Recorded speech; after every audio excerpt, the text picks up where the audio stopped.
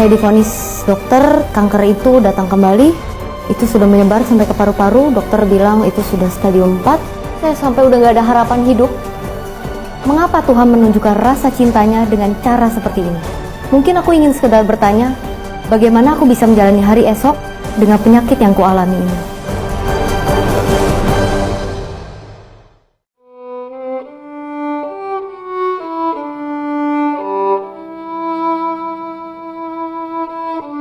Nama saya Gafriela Setiawan, saya anak kedua dari 3 bersaudara.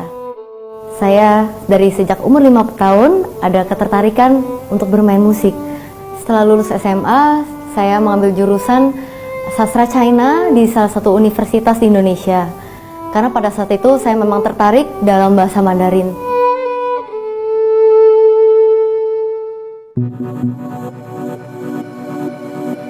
Belajar di universitas, saya mendapat kesempatan untuk mewakili universitas saya 2 tahun berturut-turut mewakili lomba-lomba nasional. Di saat saya sedang meraih impian cita-cita saya, di saat saya senang-senangnya meraih prestasi dalam lomba-lomba nasional yang diberi kesempatan, awalnya saya cuma hanya berasa demam. Pada saat demam pun itu saya lagi mendapatkan penghargaan di panggung. Gak tahu kenapa saya merasa demam pada saat itu, dan singkat cerita saya divonis dokter ada tumor sebesar 8 cm di belakang rongga dada saya. Akhirnya kami mengambil keputusan untuk cek ke Penang. Di situ saya harus menjalani biopsi sebanyak 3 kali berturut-turut. Saya divonis terkena kanker kelenjar getah bening stadium 2. Awalnya pertama dengar pasti syok. Semua orang wajar pasti syok, apalagi saya masih muda. Saya nggak terfikirkan bakal kena sakit seperti itu. Apalagi saya orang yang sangat energik, saya orang yang sangat-sangat aktif, ingin meraih semua prestasi dalam hidup saya. Tapi saya terkena hal yang di luar ekspektasi saya. Pada saat itu jujur saya nangis, saya nggak kuat. Tuhan, kenapa mesti saya?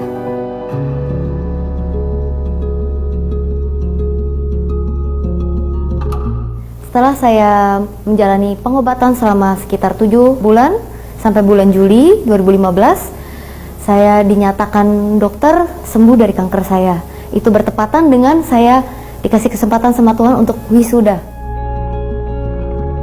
Pada tahun 2018, saya mendapat kesempatan beasiswa di Shanghai Conservatory of Music. Saya belajar music Chinese yang disebut Erhu, dan saya juga mempelajari mendalami bahasa Mandarin. Saya bisa mencapai kembali karir saya bermusik dalam berbahasa Mandarin kembali.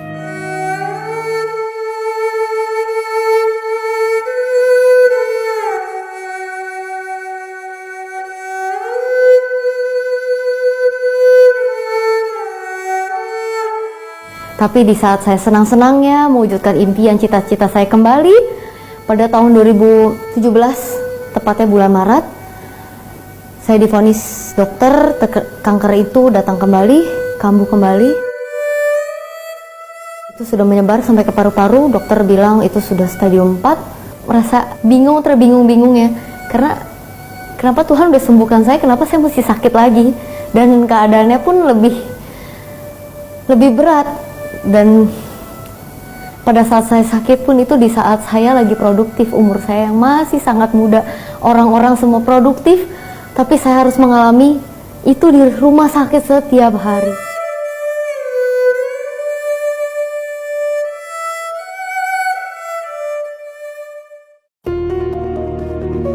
Kembali lagi saya harus menghadapi kenyataan hidup. Saya tahun 2017 bulan Maret saya harus menjalani kembali yang namanya kemoterapi sebanyak 4 kali dan radiasi 40 kali di bagian paru-paru saya karena ada penyebaran di bagian paru-paru.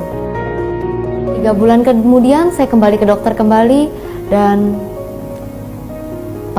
pada saat hasil keluar yang diradiasi sudah bersih, tapi muncul lagi sel kanker kembali. Seperti nggak ada habis-habisnya sel kanker itu muncul dalam hidup saya, dan dokter kembali mengatakan saya harus kemoterapi kembali. Pada saat dokter vonis yang sudah ketiga kali, saya rasa ini sudah sangat-sangat di luar kemampuan, sangat-sangat di luar batas kemampuan, kekuatan saya sebagai manusia. Yang namanya nangis sudah nggak bisa.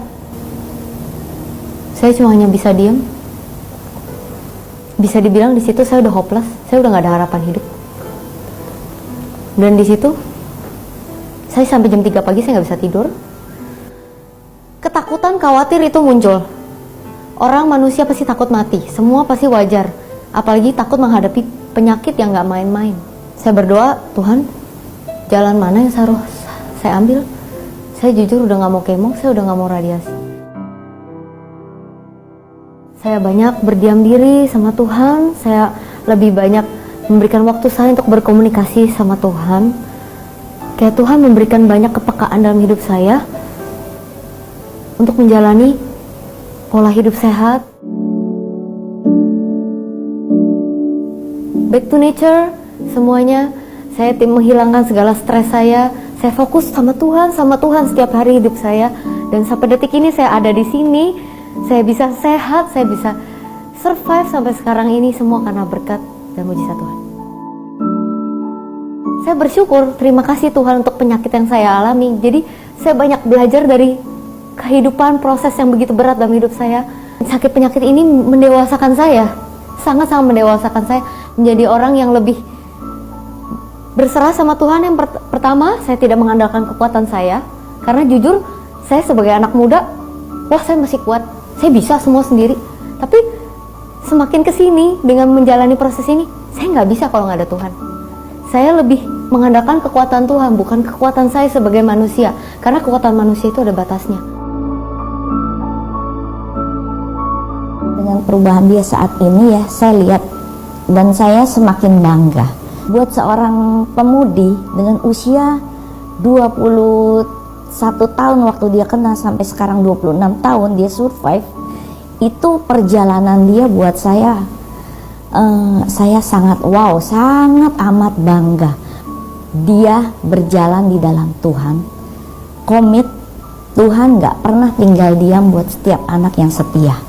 Percaya adalah kunci untuk kita melihat pertolongan Tuhan.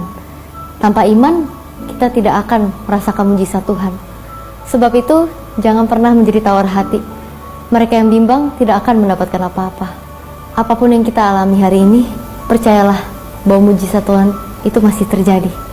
Karena mujizat Tuhan itu bukan hanya selalu kesembuhan, tapi penyertaan Tuhan dalam hidup kita dari hari ke hari, bahkan detik dalam hidup kita, itu adalah mujizat Tuhan. Mujizat itu ada dan tetap ada, karena kuasa Tuhan itu tidak pernah berubah. Yesus Kristus tetap sama, baik kemarin maupun hari ini dan sampai selama-lamanya.